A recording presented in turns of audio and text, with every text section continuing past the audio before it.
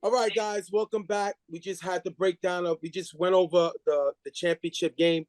We're going to give our final thoughts of the game. We should have the championship quarterback, the first round draft pick, Adi, joining us very soon.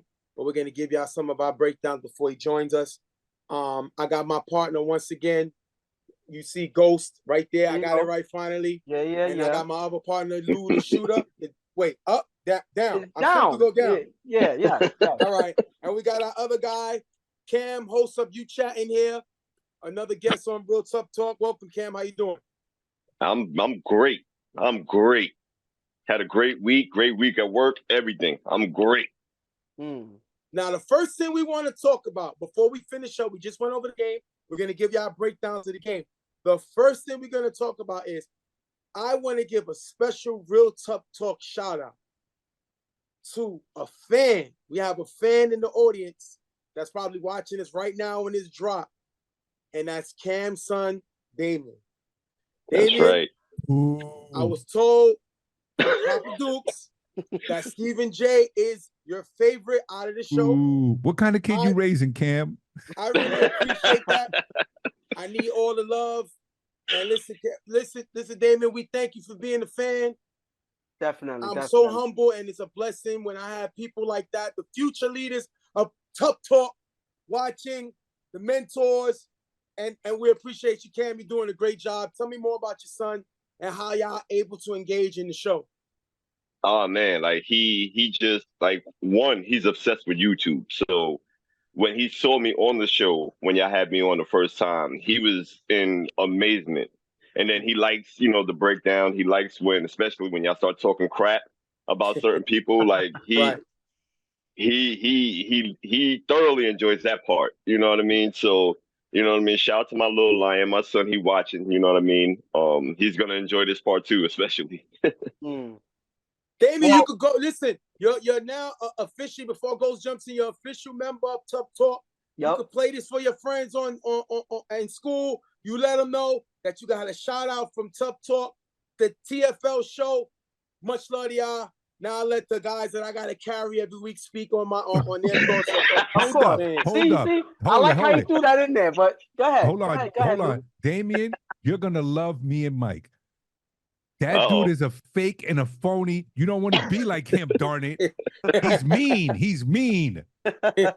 Listen, I'm not going to be as negative as Lou here, All I'm going to say is, listen, Damien, I am so glad that you gave Stephen J his first and only thing.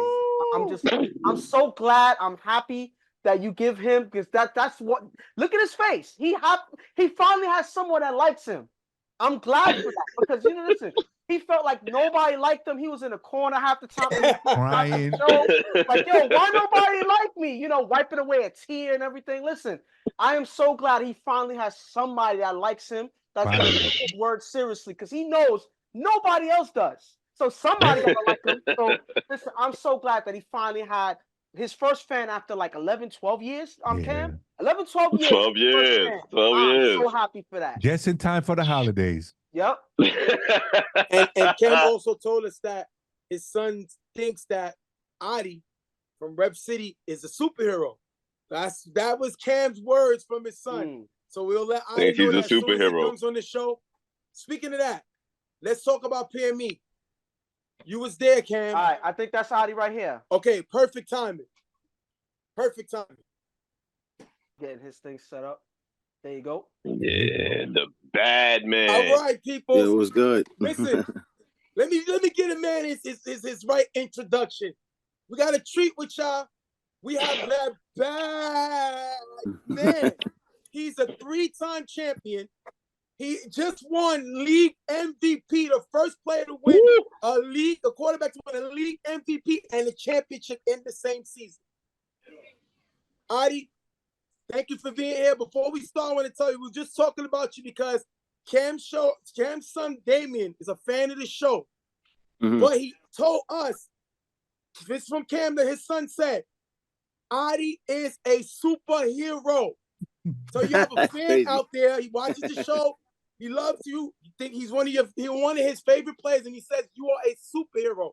When you got kids watch you, like I always say, Adi, A lot of these kids will never meet NFL players, professional. These are the players that they get to see and play. What is your thoughts hearing that you got a little fan out there watching that bad man perform? Tell me about that, brother. I mean, that's dope right there. Just giving back to the kids right there. We're not giving back yet, but if I could help him get better, if he wants to be a quarterback or even any sport, I could help him out. You know what I'm saying? And just hearing a kid likes me the way I play and stuff is dope, man. I'm so you heard him, baby? He said it. Adi, I'll start first, brother. Now that everything is over, yeah, you won MVP.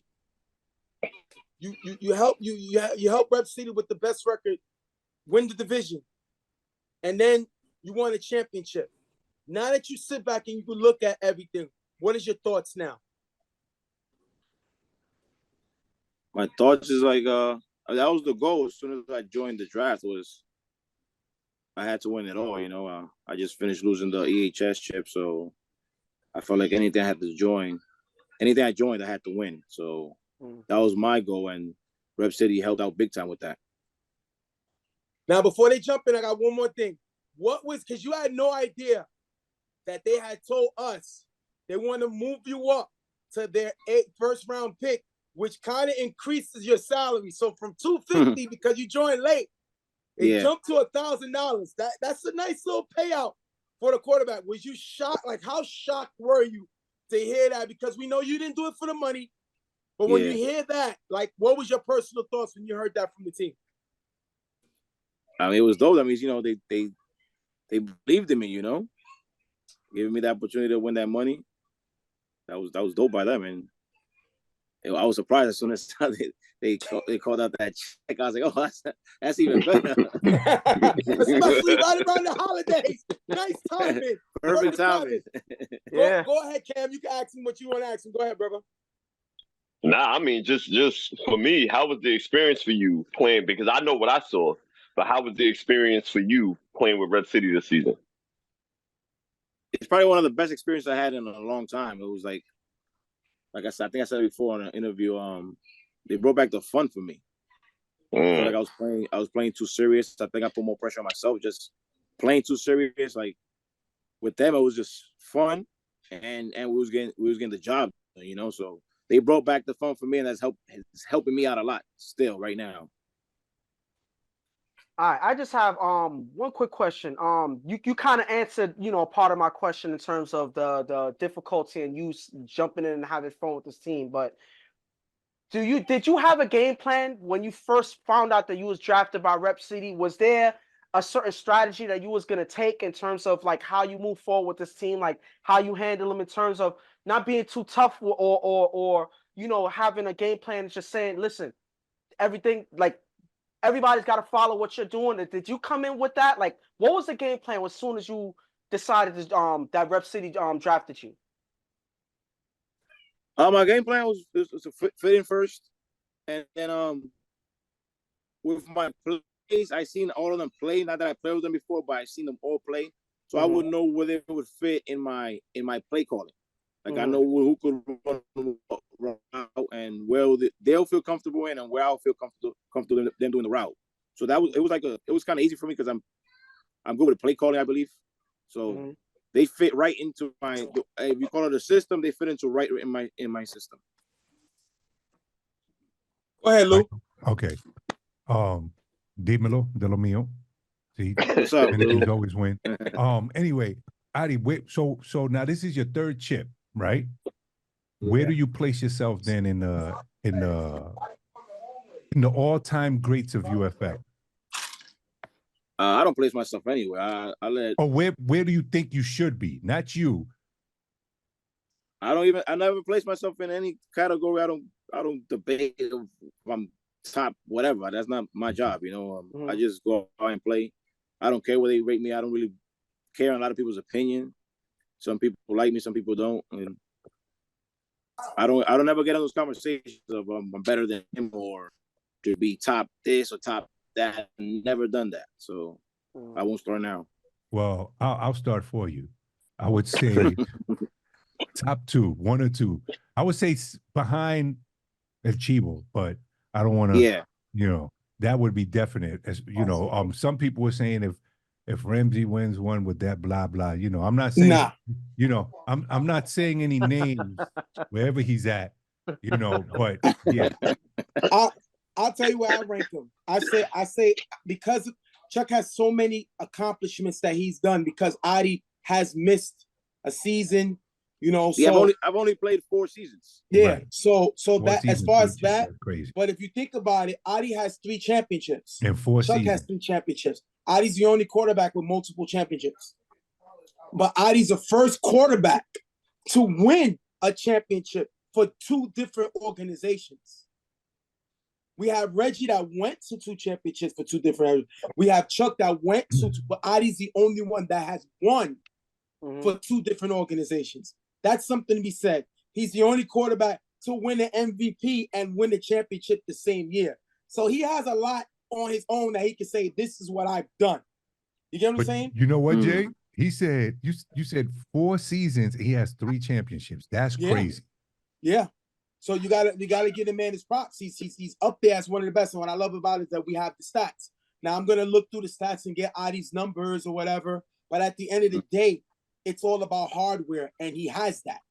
And to win an MVP, Chuck has 2, Corey has 1, Adi has 1. It's all about also MVPs. That's a part of all of that also. Yeah. So this season was very important for Adi to put his legacy up. Now, he has a legacy already. We already know that. But when you have UFL, you have the actual numbers to back up what he's doing. And to hear that he had all those accomplishments, no one could take that away. That's why I think it was important for him to win the championship. It was big that he won an MVP doing that. And listen, no one could take away from him. It was great when we found out that he was coming back in the league because you know that's the only guy who will tell you he is the bad man. Aaron Rodgers style. You hear? Come on, Adi, you gotta tell the truth. Everybody says that about you now ever since it started on Tuff Talk. Shout to Tuff Talk. That's a fact. Oh, he is a bad man. Yo, I just got another question though. Yes. Did you like coming out of the gate? Did you expect to have such a good connection on offense with this guy Shady, especially going through the playoffs? Like y'all guys connected a lot in this playoffs and throughout the season. Did you expect? You know, I know a lot of the guys on the Rep City team like D-Boy, Meech, Rel, all of these they're regular guys. But did you see that you were gonna have such a good connection with Shady as well? Yeah, as soon as I seen played against Shady, I felt like if I had him on my team, he was gonna perform well because he reminds me of a player I had a long time ago, and he runs the routes exactly how I want it, and with some top-notch speed. So once we started playing together, he fit right into my play calling. And if you notice in the beginning of the season, I wasn't using him a lot. Like he'll catch certain passes, he'll be out of the offense. And then towards the later of the season, he started playing more offense when I need him in. But for the playoffs, he had to play basically almost every single down.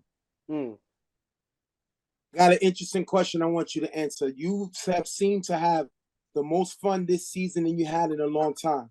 You won the championship. Then we see you go out and blow out Bama in City Island. How comfortable and relaxed were you? Once you got that out of the way, you was like, it seems like you were so relaxed. And to me, and this is what I've always said, because I played against you when I coached SYS and I played against IOB. I said, you have to take Adi's confidence away early because if this man gets confident, he's going to light your team up. And we seen you do that against PME. We seen you do that in the championship run. We seen you do that against Bama. How did the confidence from UFL carry over to City Island for you?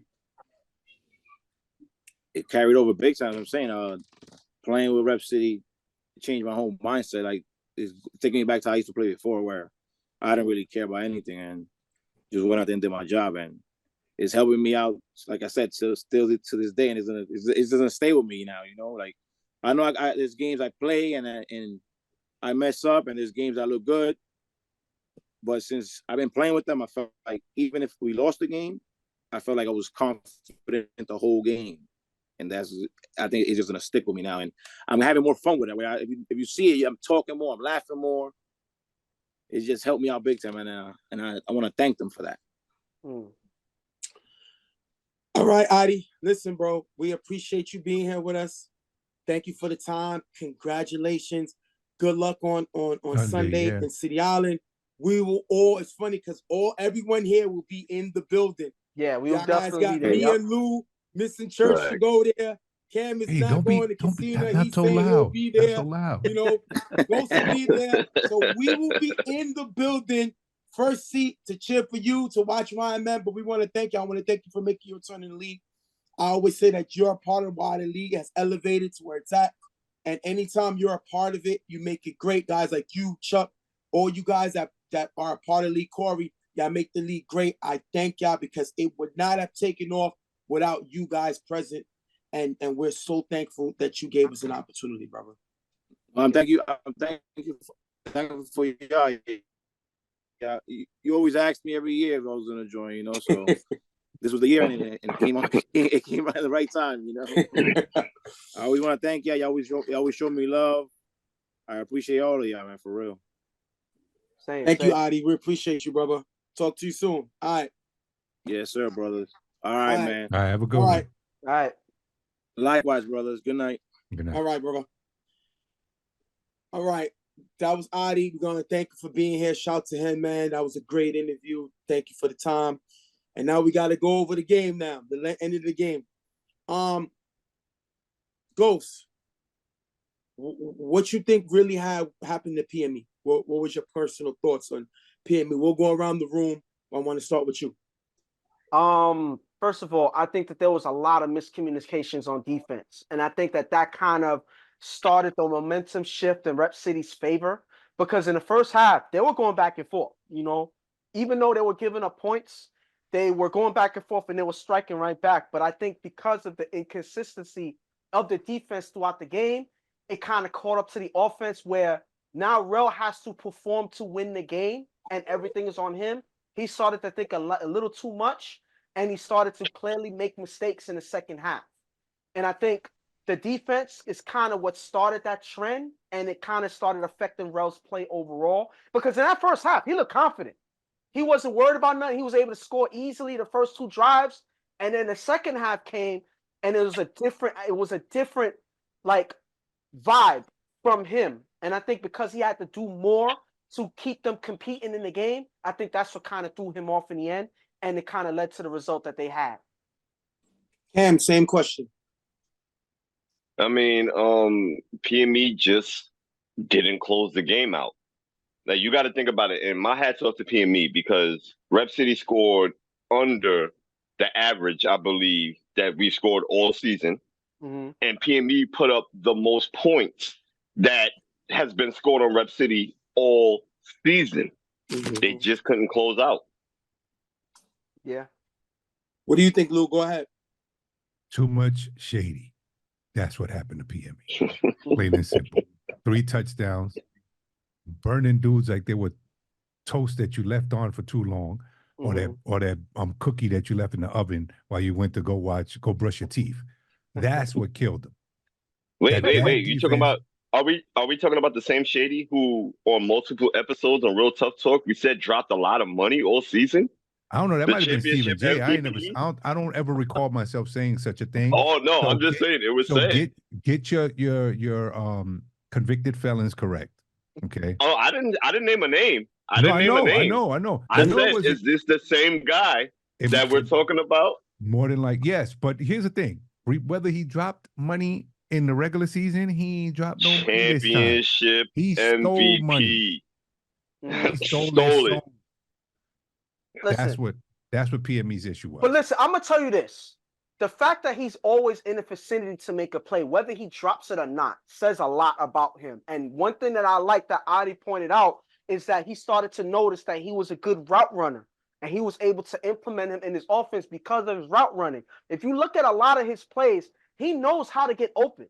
Whether he's coming down with the ball or not, he knows how to get open. And I believe that understanding route running is what helps him defend players as well. And that's why he's able to keep up and be there in vicinities to make defensive plays. So this guy is a dangerous player on both sides of the field. And I think because he understands route running, it kind of helps his play overall. So at the end of the day, you got to say a lot about him, whether he comes down with the ball or not.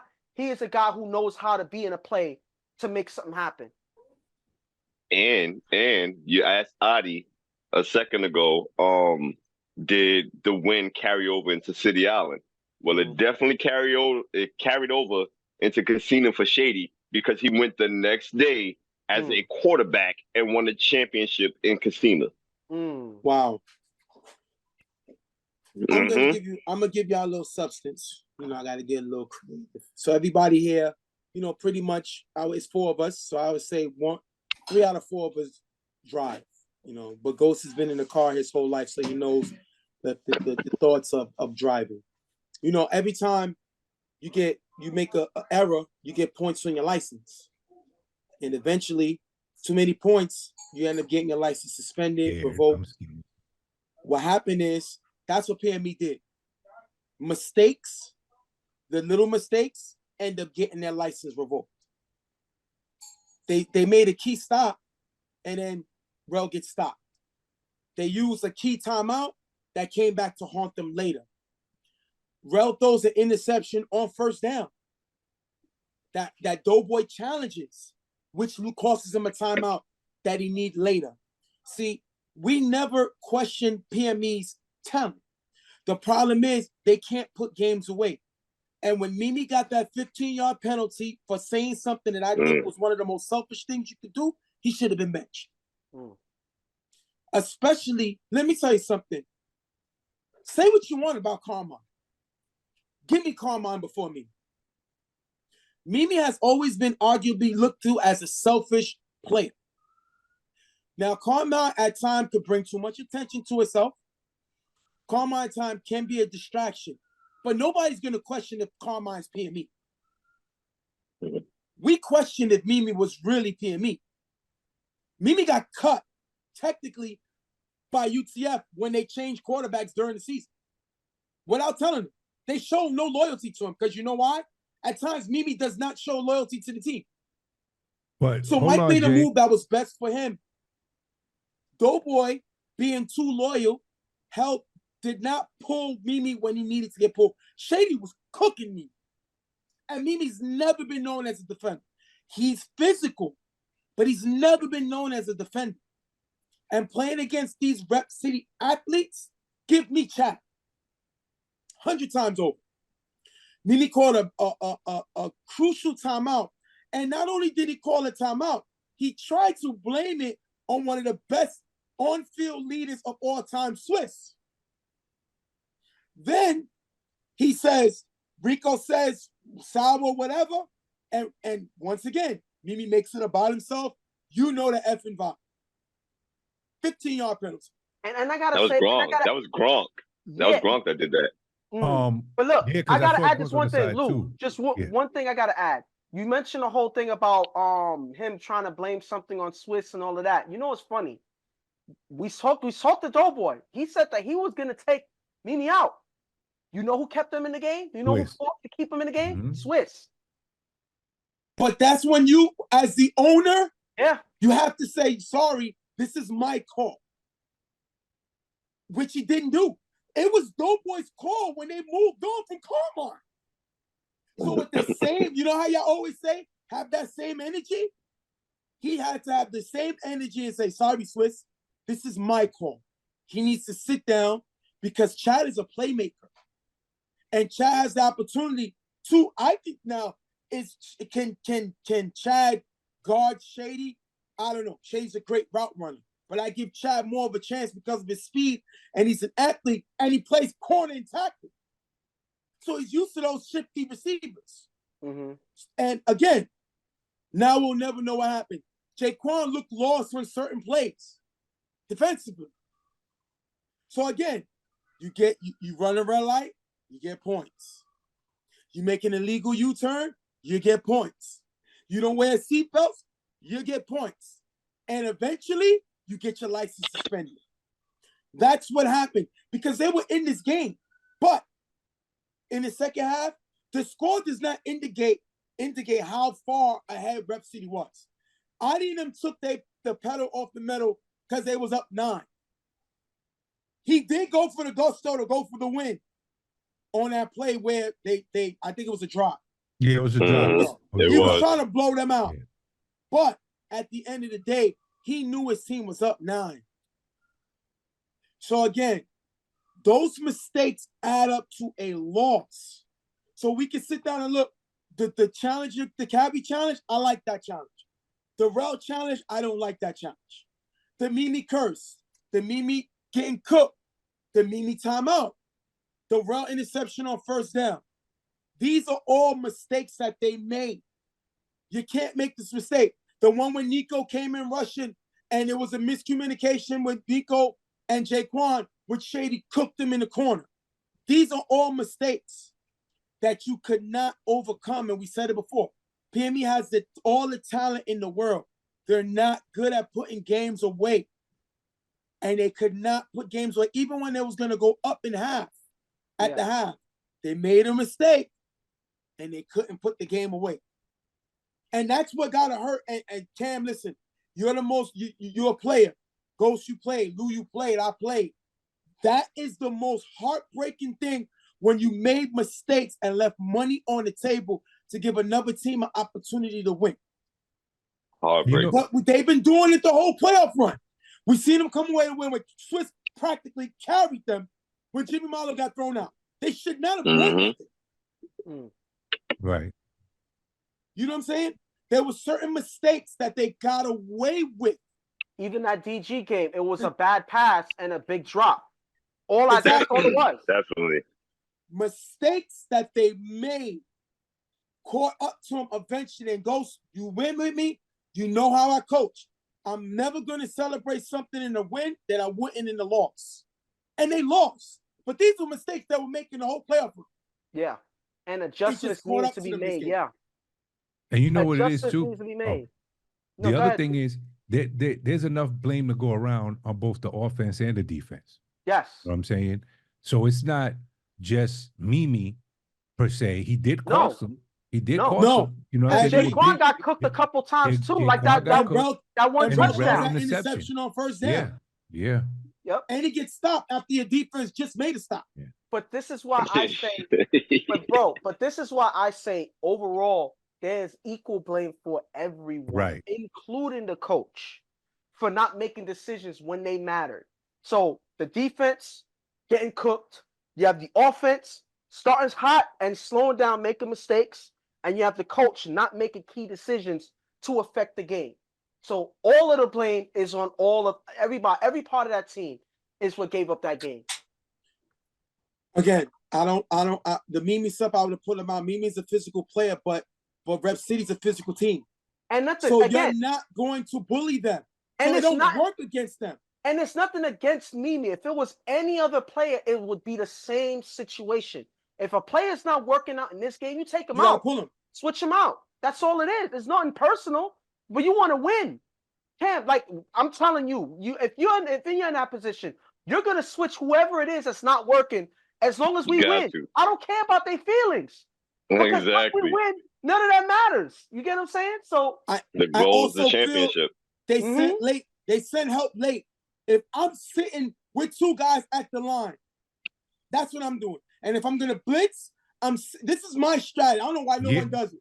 If I'm gonna blitz, I'm blitzing on 3 rush and then 4 rush. I got the giver coming right there. Okay. That's how I'm attacking. 30. That's me. Now, they're going to look at it, and they gave away money. We don't know what's going on next season with this drive. We don't know how it's going to go. They had Swiss for 2 seasons, and they dropped money. They went to a championship, and listen, you hurt that you lost. After a few weeks, you think about it and say, listen, we made a good run. A good run. But a lot of times, you know what that means? Nothing. LES made a good run last year.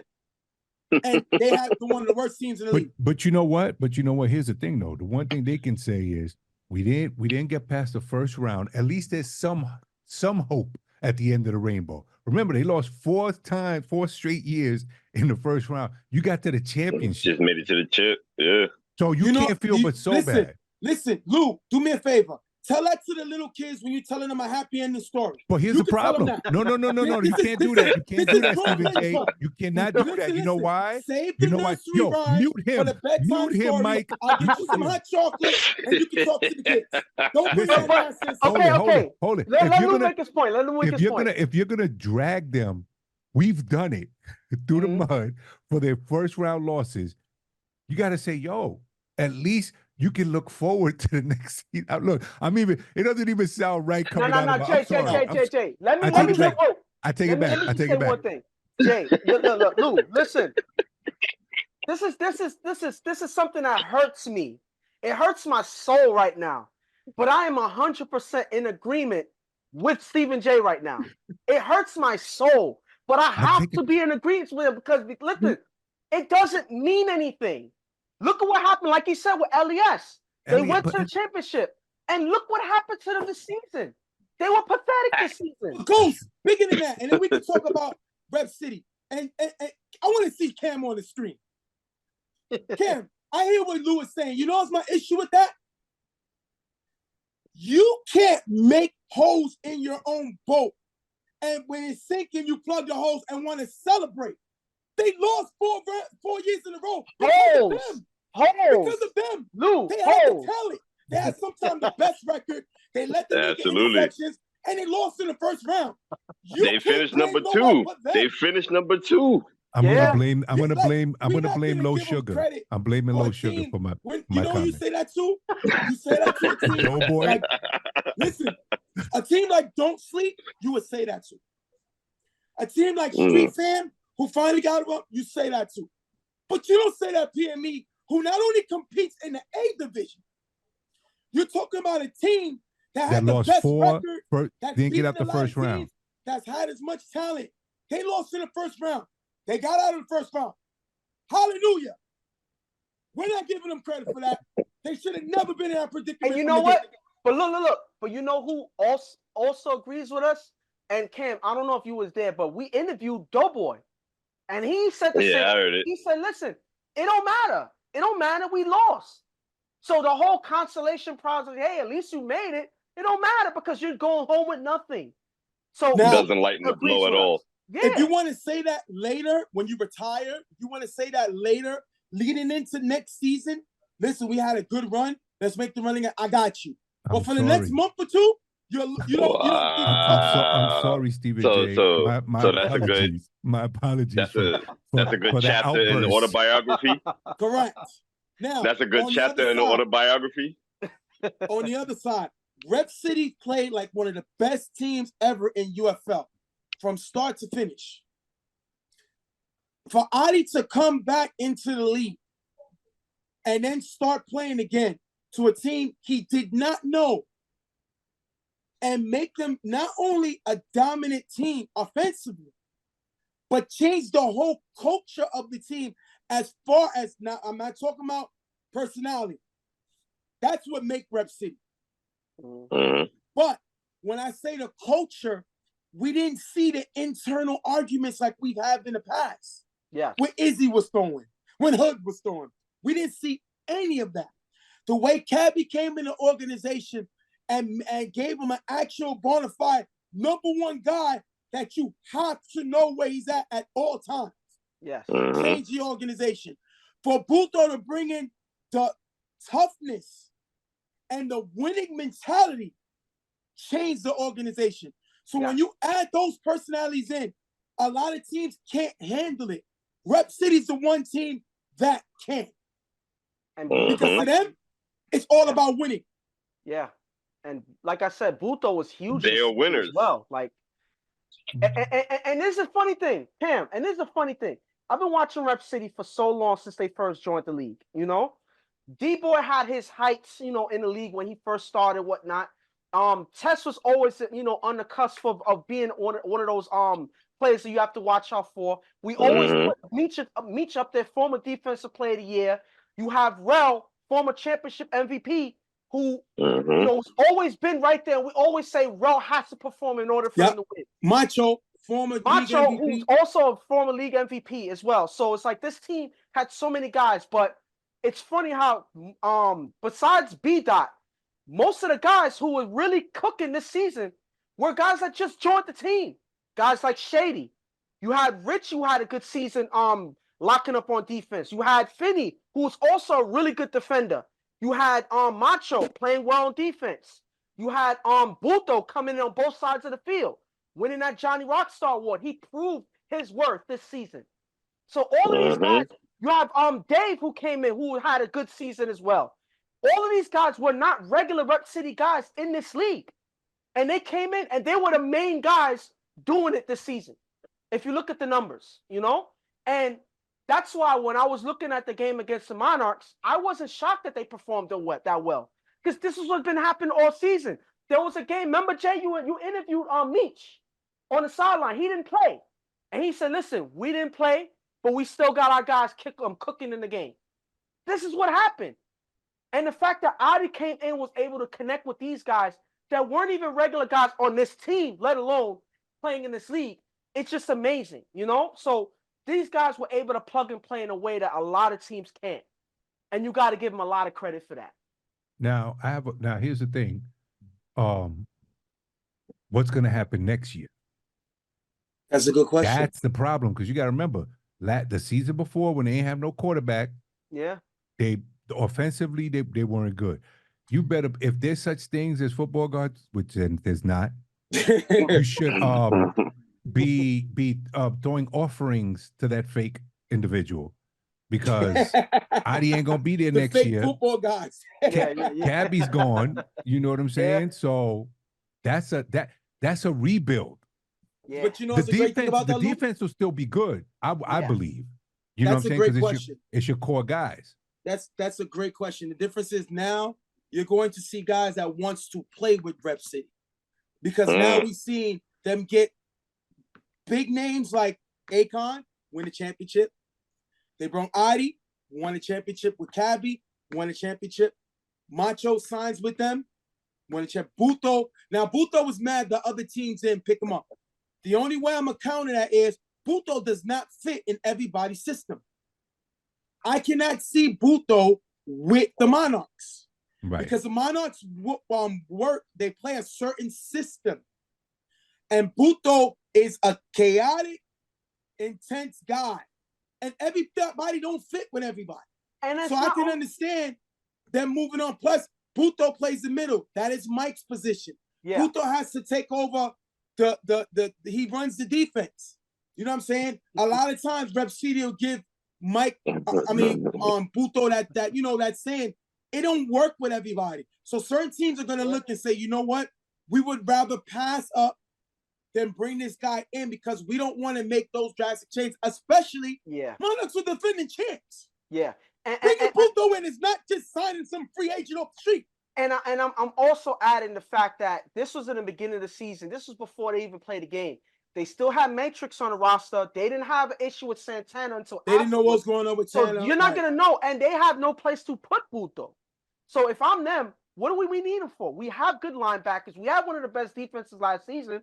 Why do we need him? You know, no offense to him, but there's no place to put him. Now, nobody expected this outcome where you lose two of your draft picks that you need him. You could use him, but you know, them's the breaks. That's how it happens, you know? Yeah, that's gonna be interesting. Now, it's all about how the draft take off, how these quarterbacks all the teams are gonna go through the same thing. So right now, and I can tell you, as I put my commissioner hat on, and I'll give Ghost his assistant commissioner hat on, we have no idea where we're going. We have no idea how to draft. We have no idea. We're just happy to be done for a little while. So as we talk in May, because we'll announce stuff in June, but as we have our meetings in April and May and we go over, that's why we told guys, send us your thoughts, send us your ideas. We're willing to listen. You know what I'm saying? But we got to see how we do it. But this 2-year run, 3 years in overall, was amazing. Yeah. And I want y'all each to tell me what y'all personal thoughts on the whole, because now the whole draft thing is over. Now we've seen the experiment it's been a 4-year run.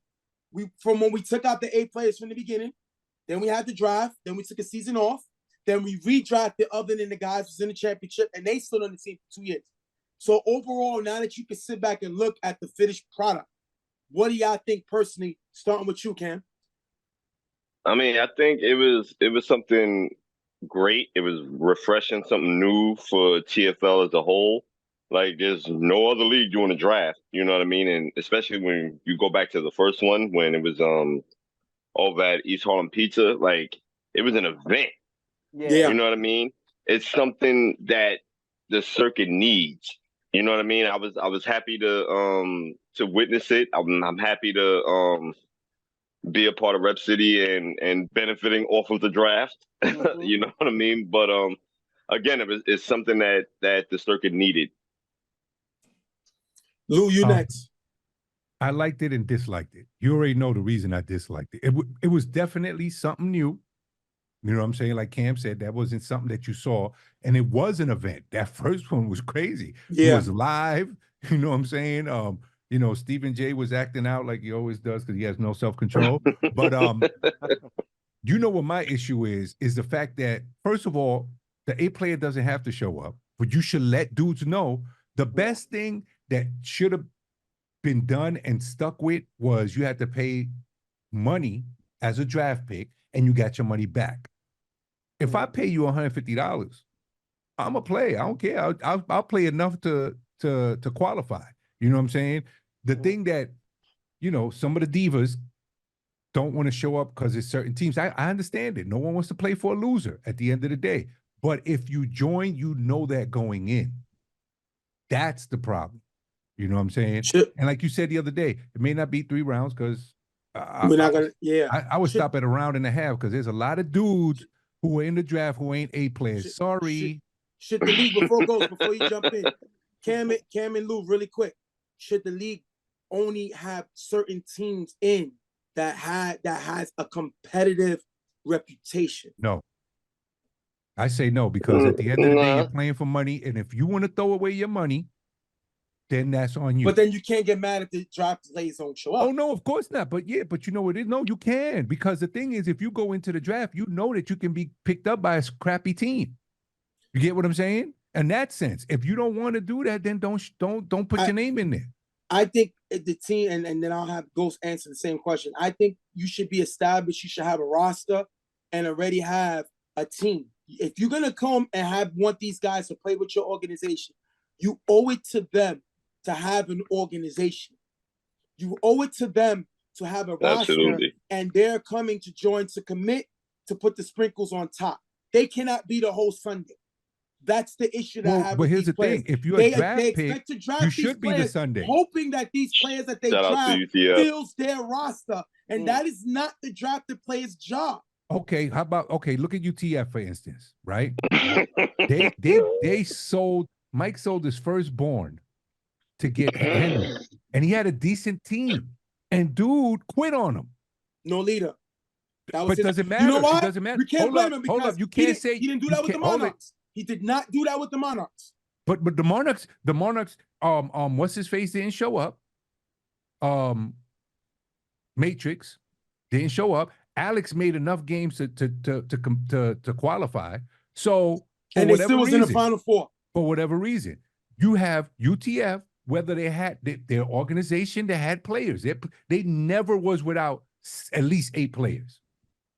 Lou, the San Diego Chargers coach. We're not talking about no San Diego. I don't know about no San Diego Chargers. They're in San Diego. Talk to me about the Jets or the Giants. I'm you know, he got fired because he was a bad leader. He had talent, but he's not a good leader. UTF had no leader. That is the problem. They expected Rico to be the plug-and-play leader, but we know Rico is committed to working on Saturdays. So you tried something and you failed. Now, he did something before with the Ramsey move, with the drafting Corey, with the bringing in Jeremy, and won. Right. Got to give Mike his But he had no leader then either. Who was the leader? He tried something now and lost. It was a bad call. But now, hold on, Jay. You can't say, you can't mention an organization that's already established and then turn around and say, you have to have a leader. You got to say both. Unless, hold on, Jay. Jeremy, Josh, and Mamba And those guys led UTF. No, but no, listen to what I'm saying. What I'm saying, unless you're saying, because you might have left this out, which I would think you did, when you said an established team, I would assume that you're incorporating also leadership. Absolutely. All right. And look, they were That's still fair. an established team because they're still UTF. So they already had the pedigree of going to a chip and a Final Four. And now you're a wild card 2 team. years in a row. Yeah, well. You're a wild card team. But you know With what? a roster, Gamble. their problem wasn't participating. Their It was a problem gamble. was he had all talent and no leaders. That's what happened with that organization. And then a part of me believes that I don't think he thought that all of the YMM guys that joined UTF was going to leave with Jeremy. I didn't think they were coming. I think that's what it was. I Yes. think he thought that he was going to keep some of those guys, implement Henry in there, whatnot, and a little other, you know. That's I why they were hoping communication. to finish. That's why communication is key. Communication is key. They were hoping Listen, let me to tell you. finish on the top and be able to get Adi. They was going to draft Adi and trade Jeremy. That's what they wanted to do. That was the But they original ended deal. up falling in the draft. They didn't get a top pick like they hoped. I'm sorry. They was trying to make a trade to get Adi. Yes. If they would have got Adi, Pams was going to follow Adi to UTF. Yeah. And Rep City trolled them up until draft, after the draft. That works out. Ghost and Lou. And even Cam, after the draft. Sal plays. That works out, and Sal plays guaranteed. Yeah. But it fell through. So that's what happened. Now, Ghost, your thoughts on the draft? What do you think should happen? I mean, it's great because when we can have conversations like this where we think about, well, what team is going to benefit from this guy?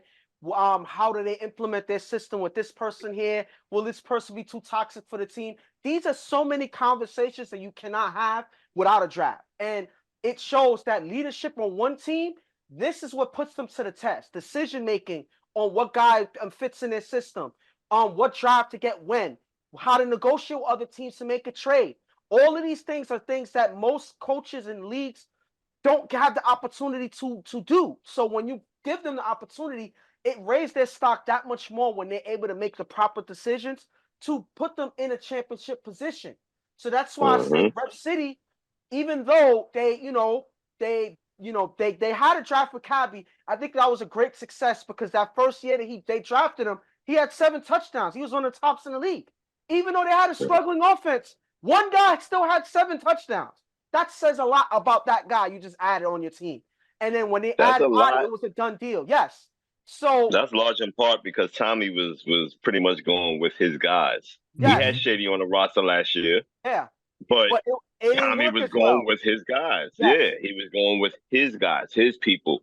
And yeah, Cabby, he had 7 touchdowns and that was great, but Tommy just wasn't the right fit for Rep City. Yeah. And that's why, all of these draft picks and all of these decisions matter. And that's what makes it so special. What's great about next year is you may not take, if you get a first pick, you may not take Chuck. Because if you get Chuck, you get Pams, your Pams may take over your team. You may take Adi. Adi's not doing that. So it's a lot of things. The organization has to make a decision if these guys join. I say what the league should possibly do is let the drafted pick quarterbacks go to a team they want, right, as a pick. So let's pretend Chuck has his own team. Pams have their own team. Chuck will be Pam's draft pick. The other teams, let's pretend PME gets in. Now, let's pretend out of the 10 teams, right? You get 5 drafted quarterbacks on those teams, right? Okay. Then the other 5 teams, you let them draw for the first and second pick, whatever. And those teams with those quarterbacks that they put on their team don't have the first pick. You let those other teams pick from whatever drafted players there. If they have a regular quarterback, you go with that, like for PME. Let's pretend we got 5 quarterbacks that get drafted. Adi goes on the team. Chuck goes on the team. Jimmy Milo, Corey. Let's pretend you got those for Jeremy all on the court. Them 5 guys on the team, right? PME, they don't need them. They got Real at quarterback. Well, now PME puts their name in a hat, and those 5 teams get a chance for the first 5 picks. So you're saying the ones that don't have a quarterback that's in the draft will be put in the lottery? Correct. Okay. Then you let those other teams that have a pick go down the line, and then in the second round, if you have enough, you throw everybody in the hat, and then you go from there. That's how I would do. That's not a halfway bad idea. That makes sense. That's interesting, yeah. Yeah. I just thought of it. No, hold it. But that doesn't mean that we're gonna go with it. I heard you vomit that crap 2 weeks ago, so stop it. Yeah. Listen. Yo, Cam, he not lying. I did bring it up 2 weeks ago.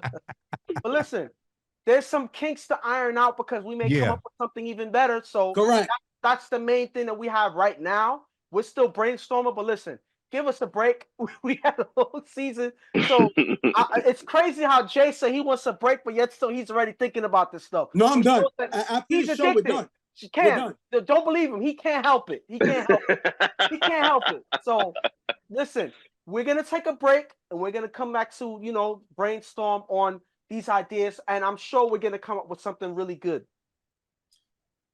All right, guys, we're going to wrap this one up. Listen, shout to all the teams that was in the UFL. First, shout out to God for keeping this league together for so many years. Thank you, God. You helped so many people with this league. Second one, I'm going to give props to the league owner, Timmy. Great job, as always. He always works behind the scenes, does not take credit in the front. And regardless of the fact that me, Ghost, Lou may be the faces of this stuff that runs this, it wouldn't be possible without Timmy. He does so much work behind the scenes. He has taken losses. Lou knows that personally, as far as financially, his time. He's done so much for the league. He doesn't get enough credit. And if it wasn't for Tim giving me and Ghost the opportunity, this league would not have been where it's at because he trusted us. Mm-hmm. We asked him to bring it to the Bronx. He trusted us, and the league exploded, and we want to get that man his flowers. Prospect did an excellent job. The league would not survive without Timmy. Definitely. Also, I want to thank Lou for joining the show. Lou has been a great part of it. Lou does have now 25% stake on Tuff Talk. Ghost got the other 25, and I got 50%. Yeah, you see, that's even split. Definitely even split. Sure. Lou has been a blessing on the show. He's given his input. My favorite thing that Lou bring is the expressions when me and Ghost say something crazy. Just his expressions alone says it all.